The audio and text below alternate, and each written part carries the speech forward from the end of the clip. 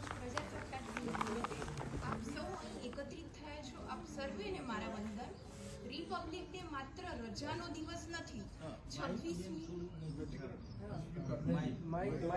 26મી જાન્યુઆરી 1950માં આપણા સંવિધાનની રચના થઈ હતી. સંવિધાન એટલે બંધારણ.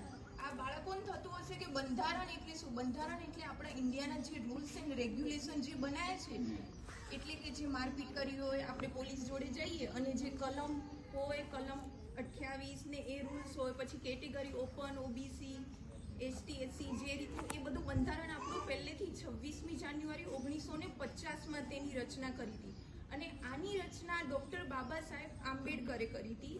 અને આને બનાવતા અને લખતા 2 વર્ષ 28 દિવસ અને 11 મહિના જેટલો ટાઈમ થયો હતો. અને 1950માં આ ડિક્લેર કરવામાં આવ્યું હતું આપણું આ સંવિધાન. ત્યારથી આપણે આ દિવસ ડિક્લેર કરીએ છીએ કે 26મી જાન્યુઆરી એ પ્રજાસત્તાક દિન તરીકે આપણે સેલિબ્રેટ કરીએ છીએ.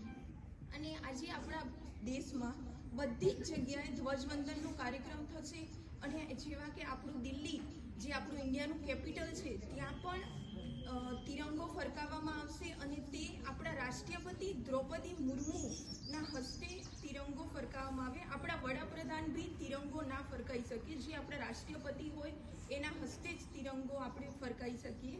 અને એ જગ્યાએ આજે દિલ્હીમાં અલગ અલગ રાજ્યોના જે બધા, જેમ કે પોતાની સંસ્કૃતિ જે હોય, જેમ કે આપણું ગુજરાતના ગરબા, પંજાબના ભાંગડા, કેરળનું કથક, એ બધું જ ત્યાં સંસ્કૃતિ આજે ત્યાં પ્રદર્શિત કરવામાં આવશે.